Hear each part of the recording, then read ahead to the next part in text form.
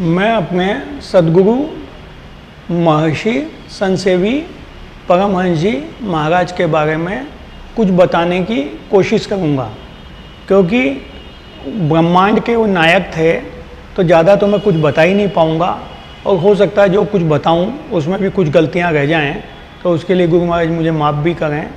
और हमारे गुरु महाराज 75-80 साल तक बड़े गुरु महाराज महर्षि मेही जी की सेवा में रहे थे, और इतने ज़्यादा डिवोटी थे कि दिन भर उनकी सेवा में रहते थे, और रात भर जो प्रवचन वगैरह उन्होंने दिए थे उसको लिखते थे, और लिख के उसको फिर छपवाते थे।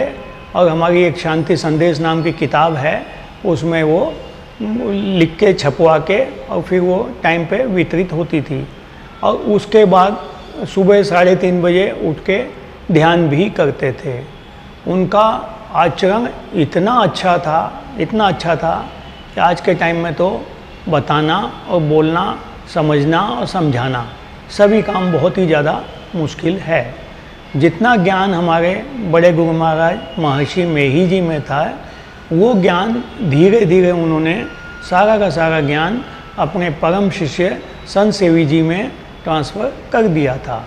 जो शक्ति हमारे महर्षि मेही जी में थी वही शक्ति हमारे संतसेवी जी में भी थी। जब महर्षि मेही जी प्रवचन करते थे तो उनके लेफ़्ट साइड में बाएं बाजू में उनसे नीचे की जगह पे संतसेवी जी बैठ के प्रवचन सुनते भी थे और प्रवचन करते भी थे, तो दोनों काम उनको मिला हुआ था। अच्छा, हमारे गुरु महाराज पढ़े लिखे थे तो उनकी स्वर लहरी और उनका बोलने का तरीका और प्रवचन को वो ठीक ढंग से जो जमा के बोलते थे, तो लोग बाग जो है ना सुन के गदगद हो जाते थे। और जब वो भजन वजन गाते थे तो माहौल ऐसा हो जाता था कि जैसे शांति में और एकदम मधुर व्यवहार हो जाता था।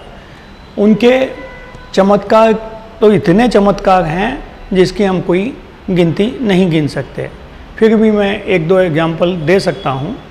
हमारे दिल्ली में एक सत्संगी थे, उनका कोई ऐसा बिजनेस था कि जिसकी वजह से उनको शराब पीना पड़ती थी, साहब लोगों के साथ में शराब पीनी पड़ती थी।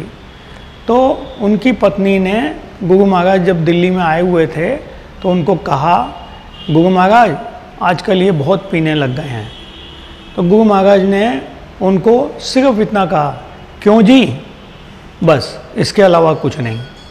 तो उस बात का ये असर हुआ, अगले दिन जब वो नियत समय पे शराब पीने की कोशिश कर रहे थे तो जिस गिलास में शराब थी उसमें संतसेवी जी मतलब मेरे गुरु महाराज उनको गिलास में दिख रहे थे, तो वो हाथ ही नहीं लगा पाए, छोड़ दिया।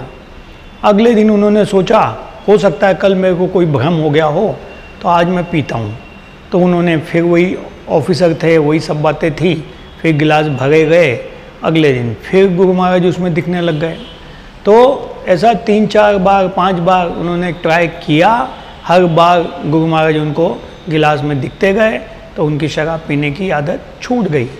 तो ये एक उनका चमत्कार हुआ, और ऐसे कई चमत्कार हैं। एक चमत्कार और मैं आपको बता सकता हूँ।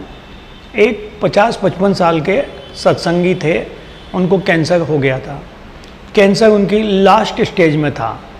25 साल पहले कैंसर का उतना इलाज नहीं था, तो वो अपने घर में मरने की अवस्था में आ गए थे। उनकी पत्नी बोला मैं इनको गुरु महाराज के पास आश्रम में लेके जाऊंगी। उनके बेटे बोला आप जो है ना हमारे पिताजी के अंतिम समय में हमको बदनाम करवाएंगी, क्योंकि लोग बाग ये बोलेंगे देखो इन्होंने पिताजी को संभाला नहीं और आश्रम में छुड़वा दिया।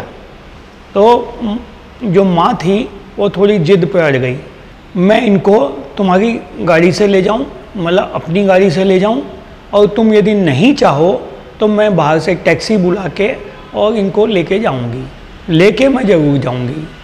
तो जब बच्चों ने देखा कि माँ ने जिद पकड़ ली है तो वो गाड़ी से लेके माँ को और पिताजी को दोनों को आश्रम में लेके गए।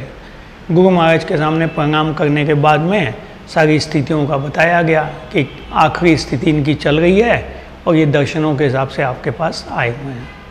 गुरु महाराज ने बोला आप यहीं पर रुकिए, और जहाँ हमारा गुरु महाराज का घूमने का बगीचा था तो उनके सामने एक कमरा था, वहाँ पर उनके रहने की व्यवस्था करवा दी गई। बोला आप यहीं पर रहिए। वहाँ पर तुलसा जी के बहुत सारे झाड़ हैं जिनको श्याम तुलसा बोलते हैं।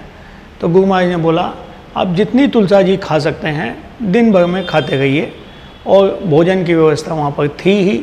और शाम को जब रात को गुरु महाराज जब खाना खा लेते थे या दिन में खाना खा लेते थे तो जानबूझ के थोड़ा बहुत खाना थाली में छोड़ दिया जाता था, जो भक्त लोग प्रसाद के रूप में लेते थे। यही बात मतलब शबरी के टाइम में भी था। शबरी भी जो है संत लोगों की जूठन खा के ही शबरी बन गई थी। तो उसी प्रकार से वही प्रथा हमारे आश्रम में भी चलती थी। तो उसका जो प्रसाद था, थाली का प्रसाद, वो भी उनको दिया जाता था, तो वो भी खाते थे। तो इस तरह से जब गुरु महाराज जाते थे घूमने के लिए सुबह और शाम को, तो उनको आशीर्वाद देते हुए जाते आते थे।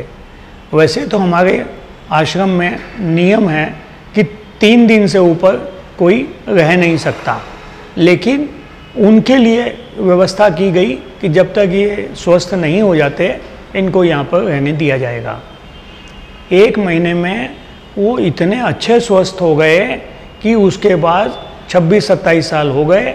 मेरा जहाँ तक ख्याल है अभी भी वो जीवित होंगे, पक्का मुझे मालूम नहीं है, और यदि जीवित होंगे तो आज के टाइम में वो 80 साल के होंगे। तो ये हमारा गुरु महाराज का चमत्कार सबने देखा है। और चमत्कार से उनका मतलब ये है कि मान लीजिए किसी की ज़िंदगी बढ़ा दी, तो ये नहीं है कि उसको बिजनेस व्यापार करने के लिए, पैसा कमाने के लिए उसकी ज़िंदगी बढ़ा दी। उसकी ज़िंदगी इसलिए बढ़ा दी कि तुम ध्यान ज्ञान करो और मतलब योगी बनो, और ये जन्म भी सुधारो और अगला जन्म भी सुधारो। बोलिए प्रेम से श्री सद्गुरु महाराज की जय।